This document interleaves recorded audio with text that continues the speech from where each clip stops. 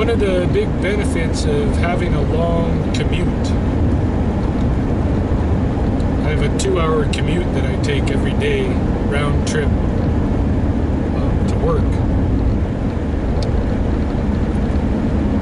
And I get to contemplate and think a lot. I get to meditate in a way on certain ideas. You know, there are days when I just decide to tune out, and on those days I'll often listen to an intellectual podcast of some sort, where I don't have to do so much contemplation, but at least somebody is. Or I might listen to an audiobook or something like that. In any case, the last few days I've had something on my mind, and I've been considering doing a video about it, but I wasn't quite sure exactly what I wanted to express, and it's been playing on me for a few days now, and I just thought maybe I'll just turn the video recorder on and see what comes out of my mouth, and maybe something magic will happen and I'll learn something just from attempting to articulate some of the thoughts I've been having about the issue. And what it is that I've been contemplating is maliciousness. Basically, the will, the intention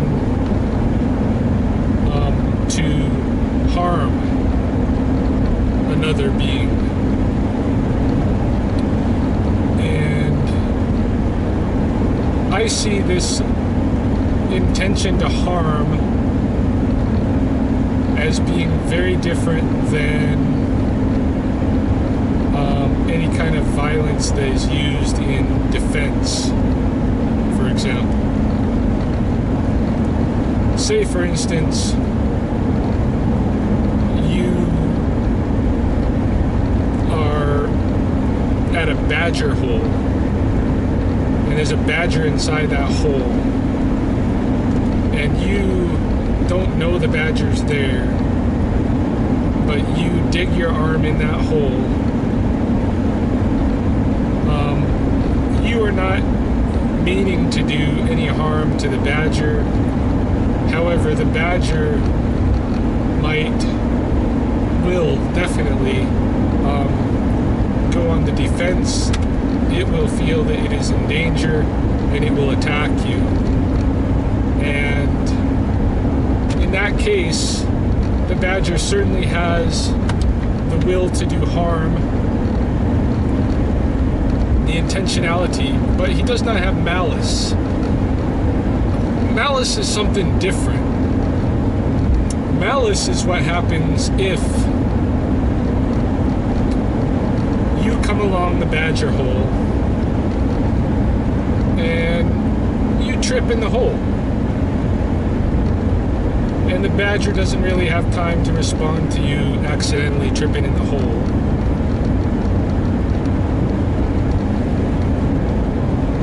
And you walk away. Say you get 100 yards away or 100 meters away, and by this time the badger, comes out, figures out that something happened at his hole, at his burrow, and then if he runs after you 100 meters far from his burrow and attacks you, not because you're any threat to him or because you're even perceived as a threat, but just because he wants to punish you for tripping into his hole, that's malice.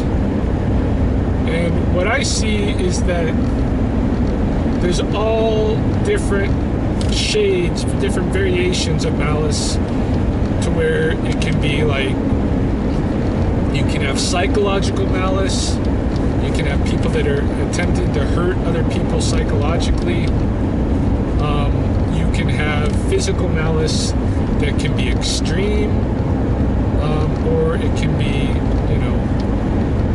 subtle. It can be be, in some senses, non-violent and yet physical at the same time. Take, for instance, our prison systems. Some people are in prison because they are a threat to society, and they need to be, something needs to be done about them, because if they are not being controlled, then they are going to hurt people. So some people are in prison for that reason. Other people are in prison for punishment, for something that they did, willfully wrong. But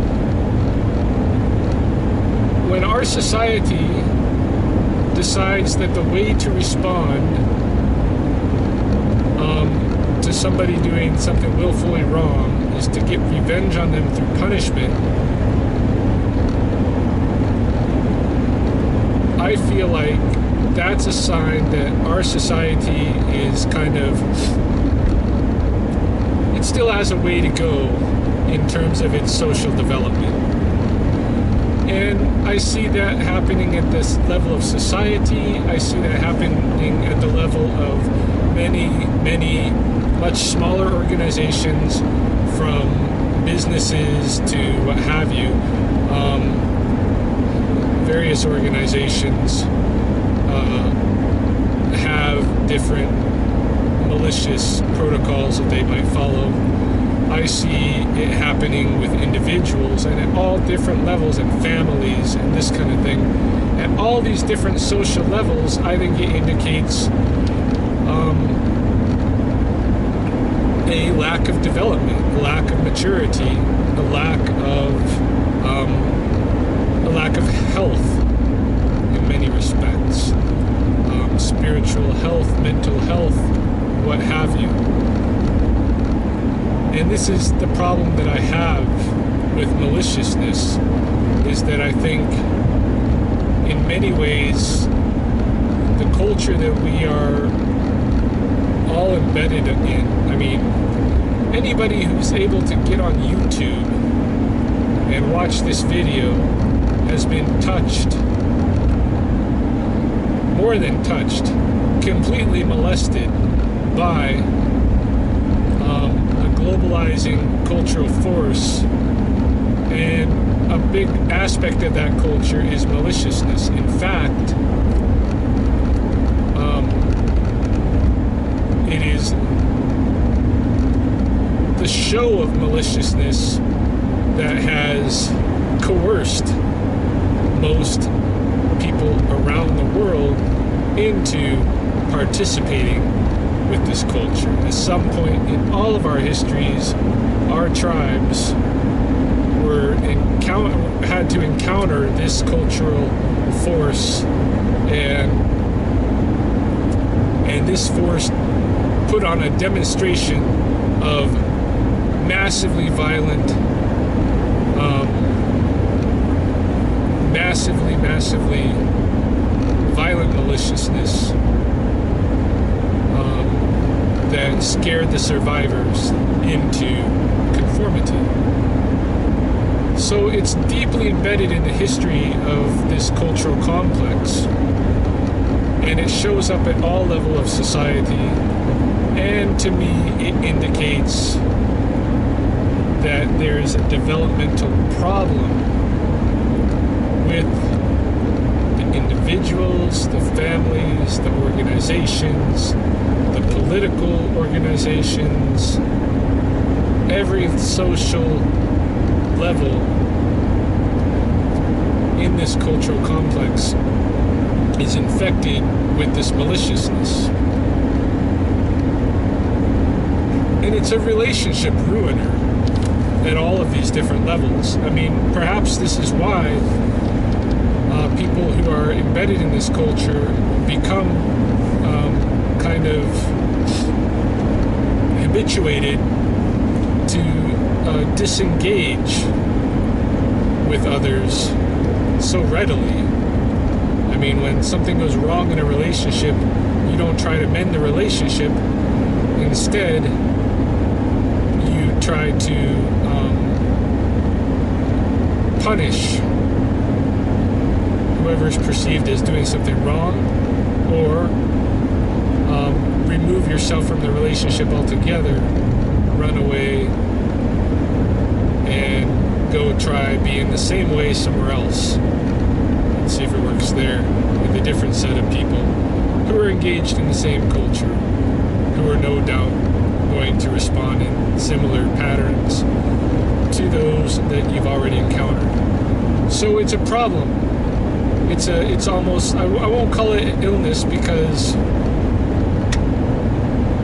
I don't know, I just don't like the word, but it's something along those lines where it's really a plague, and in a sense it creates a major barrier to all kinds of development, psychologically and spiritually, and what have you, socially, ecologically, what have you. And I just see this going on at all levels, and I want to make an appeal to people to become more conscious of the way they apply maliciousness in their lives. Now, I'm not claiming that I myself never act maliciously. However, I will say that when I compare myself and my behaviors to those of others that I've encountered in my lifetime, I seem to have far less malicious propensity in me. I've seemed to internalize that part of the culture far less. For instance, I raise a daughter. I never laid a hand on her once. Not a spanking, not a firm twist of the wrist, grab on the neck, anything that would be me using any kind of show of physical force in even a mockingly malicious way toward her. I've never done anything like that. Or I never did. She's grown up now. I see most other parents that I've encountered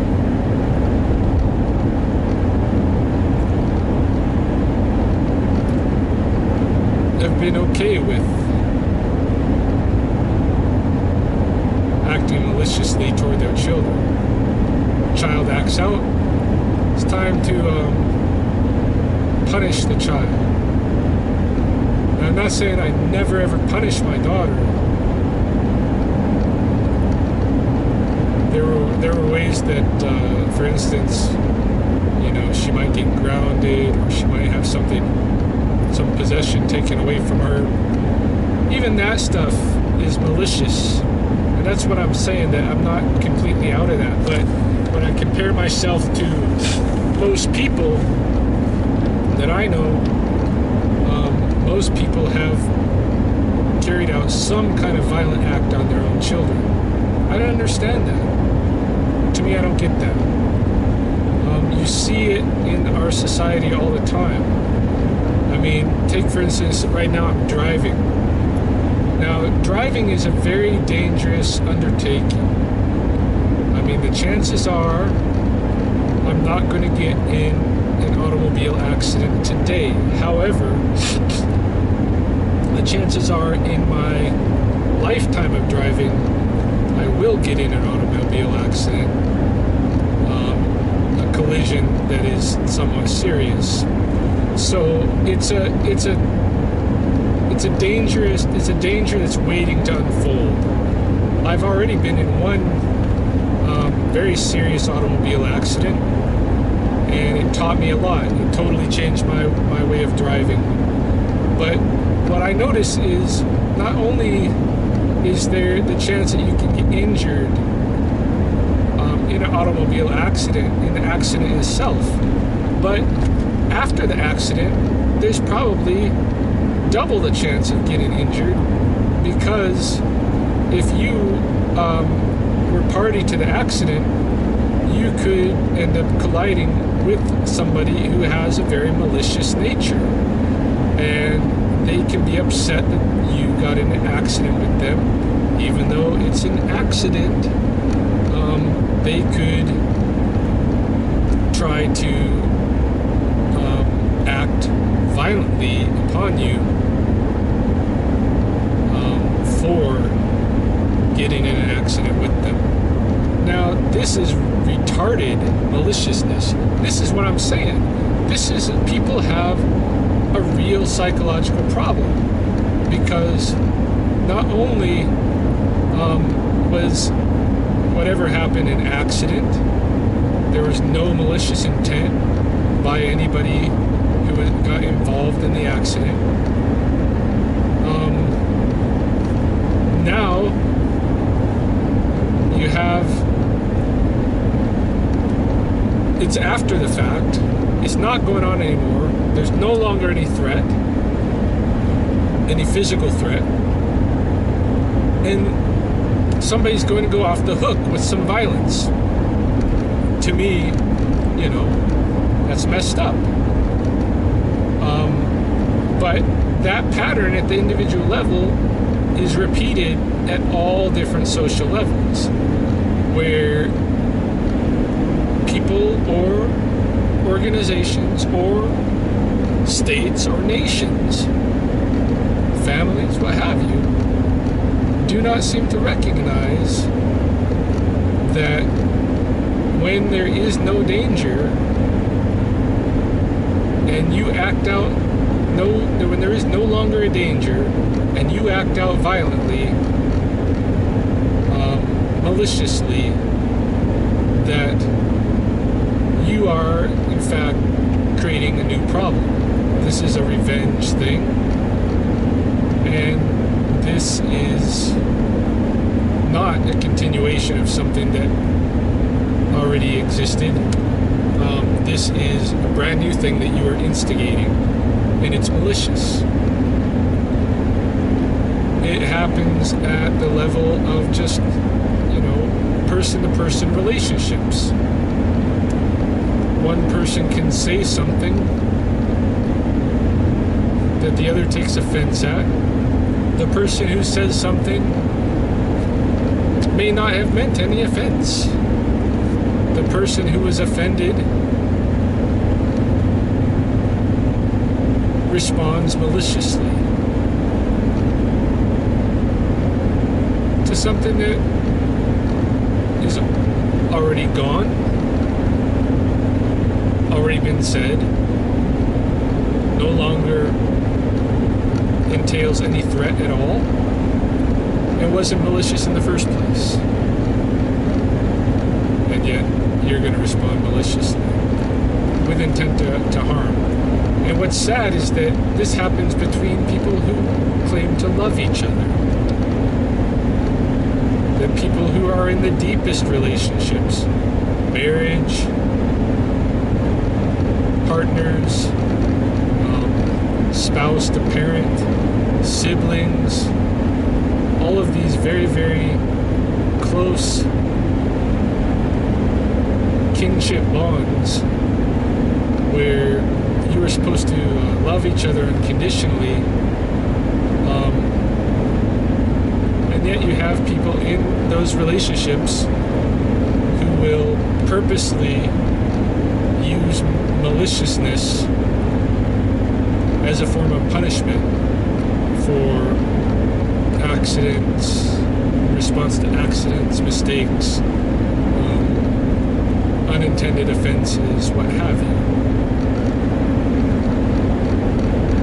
in attempts to just control somebody else's behavior. This is the same thing that happens in the work environment, in a company. company or corporation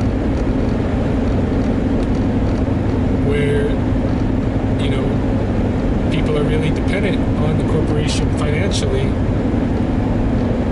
that corporation, in order to manipulate their behavior, may have maliciousness even kind of built into their policies.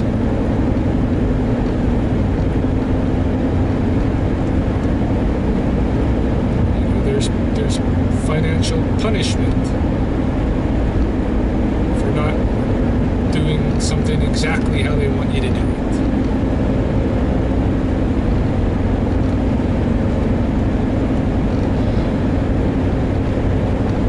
There's so much maliciousness in our schools. You know, I remember when I went to school, teachers were actually physically malicious. Teachers could still, like, hit you back then, and it was okay. That doesn't fly anymore. But now, the maliciousness is carried out more in terms of, like, instead of physical violence, physical control.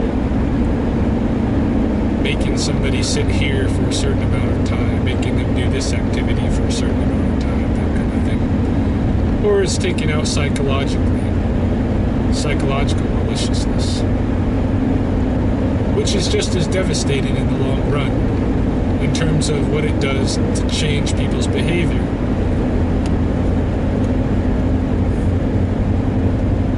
So I just wanted to call this to attention because it's something that I find intruding into my life constantly, because I carry out my life in a very non-malicious way. I don't go out seeking to hurt other people. I don't try to carry out revenges on other people. I don't have any interest in hurting anybody. I don't do things on purpose to offend other people, to hurt them, what have you. And yet, there are still times when, you know, someone will take offense to something I say or something I do. You know, someone may be inadvertently hurt by something that I say or do. And they will respond maliciously toward me.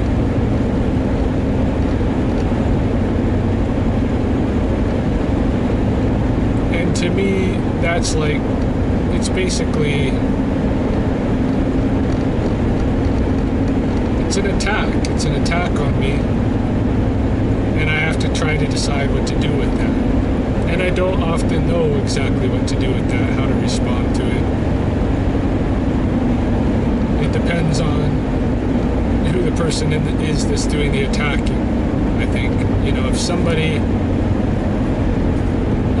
acts maliciously toward me, like, you know, somebody that I'm in a very tight kinship bond with acts maliciously toward me, I'm not going to separate from them in my life because of the kinship bond. I still feel that it's very sad that our relationship is in that kind of a place where they would be expressing maliciousness toward me. Where I feel bad for them that that's the way that they choose to respond, because it says something about them. At this, you know, other times, somebody who I don't necessarily have that tight an affiliation with will act maliciously toward me, and I'll see that's where our relationship has gone, and I'll say, all right, forget it. I'm going to remove myself from this relationship because I don't want to be treated like that. You know, it may be that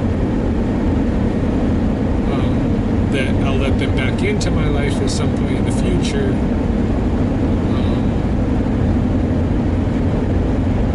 If I feel that, maybe something in them has changed, that they're not going to treat me like that. But there have been a lot of people who I have walked away from. And that's because this culture allows us to do that. But that's another unhealthy thing. And that's a part of my response routine that is, in a sense, unhealthy. What I think maybe should be done is, in the situation of having somebody act malicious, I should defend myself to what extent I have to, while also trying to cause minimal harm to them,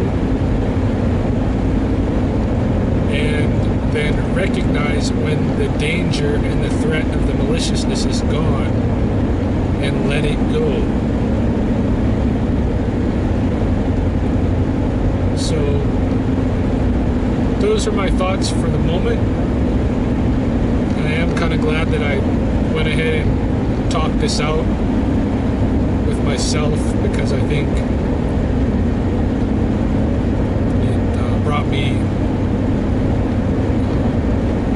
to some level of organizing what has been very disparate ideas, thoughts, and tangents, meditations for the last few days. So if you took the time to listen to it, thank you for participating in this free association